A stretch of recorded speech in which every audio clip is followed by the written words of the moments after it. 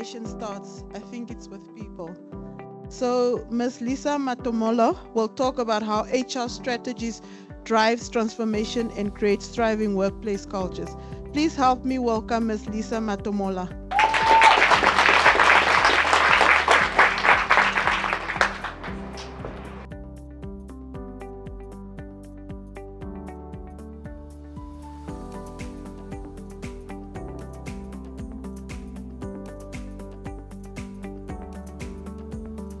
Good morning. How are we? Are we good this morning? Thank you very much for having me, Salt Essentials, for the invitation, and for the women entrepreneurs and women in tech executive. It's very pleasant to be here this morning. I've had an eventful morning, so I've been away for 3 weeks, and I only got back in Namibia yesterday. And this morning when I woke up, my car battery was flat. So you can imagine, and in our complex, it's a lot of women. So women in tech, maybe. But nonetheless, I made it. So I'm glad I'm here. So I'll be talking to you about the role of strategy. It's very nice to listen to entrepreneurship, innovation, all this that we talk about when it comes to workplace and organizations and transformations. But the center of it all, it's the people that are in this room. It's the people that you are responsible for. It's the people that you are managing. And that is where I come in. So I'm an HR consultant by profession, and I help Namibian organizations with their HR related solutions, be it small entities or big organizations. So that is my job. So why should we have an HR strategy in place? In terms of the objectives, I'm just going to highlight the importance of having an HR strategy. So there's always the business strategy and then the people strategy or the HR strategy. I'll be using the words interchangeably. And without people, unfortunately, the businesses that we are innovating, the transformational journeys that we are embarking on, if we don't take care of the people, if we don't give them the tools that we need, if we don't equip them with the resources that they require, if we come up with all these nice ideas, startups, sometimes it's just one person, but you need people to help you to accelerate and to take it further, because for as much as you are a startup, for as much as you're an organization, the next word should be scaling up, and that is where the HR strategy comes in. So at the center, as I mentioned, every digital transformational journey, we had Prof talk about what has been done across the world. It becomes imperative that we talk about people. So I'm also an author. I have a book, People First, and hence the importance of people. My focus is why should we always take care of people in the workplace? So next slide. I'm also a runner, so I run for the Windhoek City Runners Club. And the guy in the first picture was the first Namibian to complete the 56 kilometers marathon that just ended in Cape Town on Saturday. And I'm linking HR strategy to running, because running, especially long distance running, even if it's a half marathon, anyone who embarks on a running journey has to come up with a strategy. They need to come up with a plan. How do I complete 21 kilometers? How do I complete 56 kilometers? Regardless of whether it's running, whatever goal you set for yourself, whatever your vision board says. In the beginning of the year, we saw quite a lot of vision boards. You realize that you need a plan. A plan is, how am I going to get there? What do I need to get there? How much does it cost for me to get there? And what other resources do I need in order for me to get there? So that is your HR strategy. Your HR strategy just talks about what, how, when, how much, but That is in terms of the people, and that is where it becomes important. So for your organizations to succeed, for your organizations to thrive, the people elements needs to be a priority. People need to be taken care of because they can choose to be absent. For as much as we love technology and we have remote working, hybrid, people can work from anywhere these days. They can decide when to log in, right? The technology will not force them. They decide to say, I'm logging in, I'm sending that report, I'm dialing in, or I'm doing this. So the people need to be taken care of. So no matter how big or small your organization is, you need an HR strategy in place, and that is need to be aligned to your business. So whatever your strategy may be, whatever innovations you are coming up with, what is it that you want to achieve? Are your people connected? One of the things I'm very vocal on as an HR consultant is that often we hire people that don't even understand why we exist as organizations. So people just come to work for the sake of having jobs. If you have such employees in your workplace, or if you are that kind of employee that comes to work to just collect a salary, I always tell people, unfortunately, you need to find another reason, because for you to contribute, not just to that organizations, because whether we are SMEs, whether we are big corporates, we contribute to the national plan of this country. We contribute to the economy of this country. If you look at the socioeconomic problems that we have, unemployment, gender-based violence, all these are as a result because of we don't have jobs. We don't have enough industries where people can be creators, where people can employ others. We all know that SMEs are the backbone of any economy. But if you look at the current statistics, if you look at the current figures that we have, I do recruitment on a daily basis. Every day people send me CVs, people, Lisa, help me find a job. People with degrees, people with masters, people that are qualified. Surprisingly enough, you'd think even at a managerial level, you would struggle to hire somebody. But there's a pool that is easily available because unemployment has become so high. Our environments are not able to cater for these employees. So what should we do as executives, as entrepreneurs? Because as entrepreneurs, we are responsible for hiring, for creating jobs so that we can hire people. We expand so that we can be employers. As executives in organization, we are also responsible for making sure that these organizations are expanding. You know, your strategy shouldn't just be limited. When it comes to the HR strategy, we talk about organizational design. Sometimes when I work with Namibian companies, you find that the disadvantage of technology, it means that we must downsize. And when you downsize, you are sending people to the streets. So the realignment that comes with HR strategies, at times, it might be a disadvantage. And as HR practitioners, we are very good at saying that. But technology is not here to take your job. Technology is here to create new jobs, which is also good. We have seen even in Namibia, there are some new emerging jobs that are coming up. But what we want to avoid is the loss of jobs. So very, very important, again, is that people need to be engaged. The moment when you have a team of employees that comes, we have a term that we call presentism. They just show up, yeah? We show up because you provide us with nice coffee at your office. There is Wi-Fi that is working. I'm saving on things like toilet paper and how much I flush at my own house. I'm just kidding. But for some, they might even be lonely at home. So when you come to work or you are running away from that abusive environment at work, I hope the environment in the workplace is not abusive. For some, it's just to come for that relationship. But what is important is that employees need to be engaged. And when you have an engaged workforce, it means that you don't need to remind them to do their work. They do it even if you are not there. They show up, and then when they show up, they treat your clients, they treat your colleagues, they treat your shareholders. So you get to see that your numbers, your productivity is just increasing. So employees need to be engaged. You don't want to have employees that come to work and they are just there. They show up every day, If you look at your HR analytics from a data analysis perspective, everybody comes to work. They come on time. But how come we are still not meeting our figures? Yeah?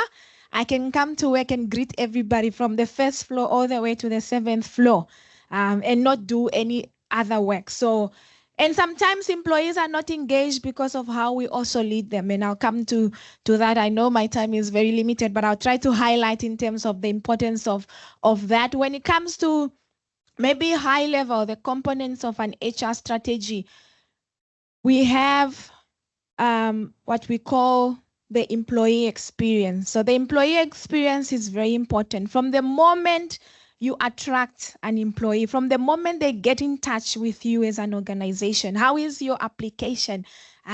Should I drive or get in a taxi, ask Yango to drop an application for me? We are talking about technology. Job searching is actually an expensive exercise. And my heart bleeds when I see sometimes companies still ask for hand-delivered applications. One copy is about $5 Namibian. So imagine if you're asking for supporting documents, and these days job seekers they have attended, when they attend this event, they want to attach the certificate. So imagine how many costs that can cost. So the experience from the moment they get in touch with you until the time that they leave, what is your employee value proposition? Why should they work for you? Apart from the fact that you pay good salary, money, unfortunately, is no longer a motivator. A study by Gallup was presented the findings this year, and wellness, well-being is number one. Salaries is just because of the economy. I'm also a coach. I coach people for jobs. And what I'm seeing from a Namibian perspective is that people are leaving jobs for even $1 or same salary. Some are actually taking a salary cut because comes back to the HR strategy, the environment that we have created. It's not enabling us to perform. We don't have performance management. It's on paper, but performance management is everyday engagement. If you look at your demographics, 2025, 75% of the workforce is comprised of millennials and Gen Zs. And these are employees that want you to talk to them every day. Maybe when I say daily, I'm not saying every second, but they want to be involved. They want to know how they are doing. They want to participate in the decisions or contribute. They want to make recommendations. Your values will say creativity, innovation, but when it comes to how you practice things in the workplace, you find that they're not getting that. So as executives, as entrepreneurs, are you driving that psychologically safe workplace where employees can contribute, where their voices are heard? 3 things that employees want from you. They want to know if they are valued, if they are appreciated, if they belong in the workplace. And if they belong, they will drive your business strategy and you achieve your organizational strategy. But very, very important is when it comes to leadership development. We don't just want to develop leaders with titles. We want to develop employees that can do work without even being reminded. Leaders without titles, they are connected to the company's mandate. They know their why. They know that when I show up in the morning, this is why I am here. I'm here to solve problems. I worked at PwC, and one of the things, even up to now, that I still remember is that as a former PwC employee or as a PwC employee, my job was to build trust and solve complex problems. I'm not going to tell you the job title I had. So your employees should not be engineers, yeah? They shouldn't be accountants. They shouldn't be salespeople. Why are they doing what they are doing? They should be problem solvers. They should be able to serve the customers. So when they show up in the morning, they need to know that I'm not going to send invoices. I'm going to help the company save money, manage costs, reduce expenses, and all that kind of stuff. And the moment employees know that, then you will see that they get to love their job. They get to be connected to the value. And if they come and like, we have to call again, try to see what we can do. then it means that they're just coming to collect salaries. So as entrepreneurs, as women in leadership, your job is to motivate others, is to inspire others, is to help them, to lift them as you climb. We don't just want, one of the things I think and I'm not going to talk about the challenges that come with women in tech. We are few, we are all that. But for those of you that have walked the journey, I'm challenging you this morning is for you to create and make sure that as you lift, as you climb. We want to have leaders develop other leaders who develop other leaders. I'm standing here because there was a leader that developed me and I'm developing others. So we have to replicate. Don't just be the only one. If you want to have an HR strategy, it's an HR strategy that has people that are shining so that you can take holidays. If you are not able to take leave, then it means that you're not doing your job as a leader.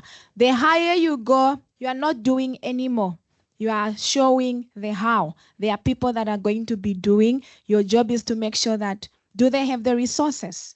Are they skilled enough? What are some of the issues that they are struggling with? Is the environment conducive enough for them to create? Where do they want to work? When I talk about hybrid work, remote in Namibia, I have to be a bit, I choose my words because sometimes it's like a taboo to talk about remote working and hybrid working work environments in Namibia. But if you look at Windhoek as a city, we are growing. So employees want to choose where they can work. But what is important is the culture. So we have to develop cultures that can allow employees to work from anywhere.